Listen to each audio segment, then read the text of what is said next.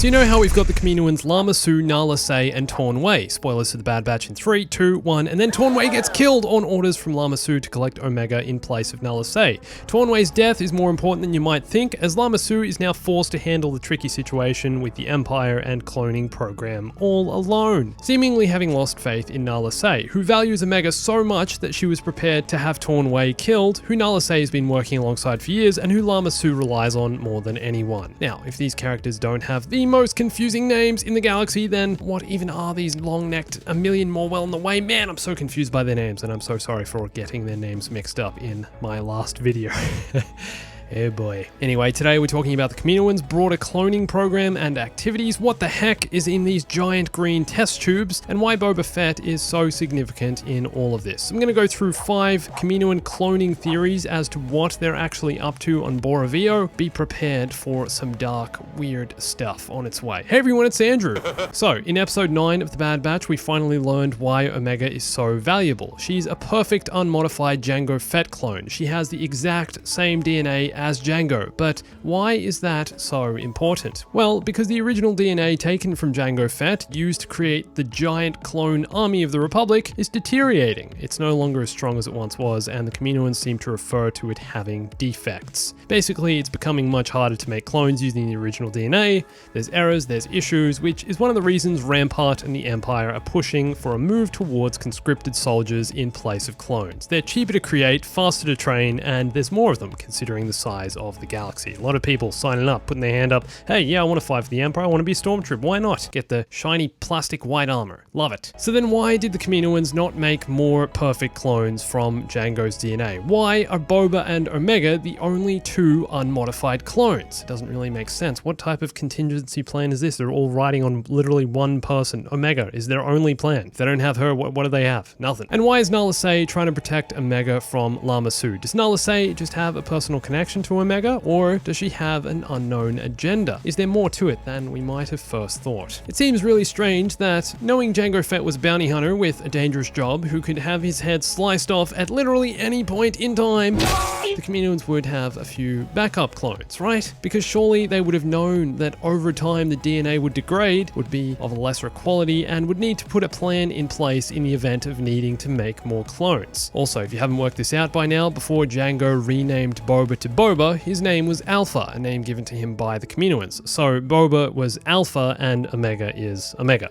The beginning and the end, the Alpha Omega, the first non-modified clone and the last non-modified original clone. Let's talk about the galaxy's new creepiest location, Bora Vio. Not creepy on the outside, but geez, what is inside this tank? And now it's on top of Fennec Shand. Ah! Gross. Very gross. What exactly are the Kaminoans doing here at this abandoned facility? Well, there are a few theories to suggest what dark activities they might be up to. StarWars.com's blog post on this episode seems to indicate that the embryo tubes contain failed experiments. Within the tanks are lifeless beings from old abandoned attempts at cloning. It seems the Kaminoans have been experimenting on cloning for quite some time, and not only human cloning. The tube, which dumps itself on Fennec, contains a Kaminoan, and this here appears to be some kind of deformed Celestin. Evil Nine Nub is real! For Omega, all of this is much too real, too close to home, a reminder of her origins, and a reminder that if she is captured, this will be her fate. She'll return to the test tubes. Now, even though the official Star Wars website states these are failed experiments, there are still a few other theories floating around suggesting otherwise. The first of those I want to mention is the Snoke theory. We all eventually discovered that Snoke is a strand cast created by the Emperor and used as a distraction while Palpatine regained strength and built his army on Exegol. So, is it possible the Kaminoans had something to do with Snoke's creation? They are the masters of cloning after all. However, Snoke's experiments were created several years following Order 66 in the events of the Bad Batch, as far as I know. And these tanks look like they've been here quite a while now, but we're seeing more and more of these cloning vats pop up in Star Wars. They're in The Mandalorian, The Rise of Skywalker has a lot to do with them, although I still don't understand how Palpatine is alive and exists in that movie. To be honest, I don't really understand why the movie itself exists, but Kaminoans cloning Snoke, I really don't think so. Alright, so some people are also saying, here, get this, Baby Yoda, aka Grogu, is a clone clone of 900-year-old Yoda. I think this is entirely false. Sure, the whole Grogu thing is still a mystery, but it's confirmed in The Mandalorian that the child isn't a Strandcast. The I Have Spoken dude confirms this, saying that Grogu looked evolved and too ugly to be a genetic construct. Hello? We're talking ugly. Have you seen Snoke? Anyway, again, really unlikely, seeing as though the Jedi only learned of the Kaminoan cloners in Attack of the Clones, and Grogu was already 20 years old by this point, so I don't see how Baby Yoda is going to be an actual, clone of Yoda. Stranger things have happened though. Okay, this next theory is more plausible. So we know the Kaminoans have been involved in the cloning business for quite some time. They're expert scientists and have used their knowledge to build elaborate above-water cities, cloning facilities, and develop the best cloning technology in the galaxy. So why is it that they're only able to clone Jango Fett's DNA? Why do they believe Omega is so valuable? Well, it seems even though they're amazing at it, cloning ain't all that easy. They've developed the perfect method of cloning Jango's DNA, and to work from a new host with different DNA would almost be like starting from scratch. They can't just choose someone else to start cloning because it would likely require years and years of research and testing, which would also require a large amount of funding, which they don't necessarily have at the moment with, the whole trying to impress the Empire thing, and the Republic's no longer in existence, so they're not getting paid no more. The Kaminoans need to impress the Empire, and soon, otherwise their clones will be replaced with conscripted soldiers.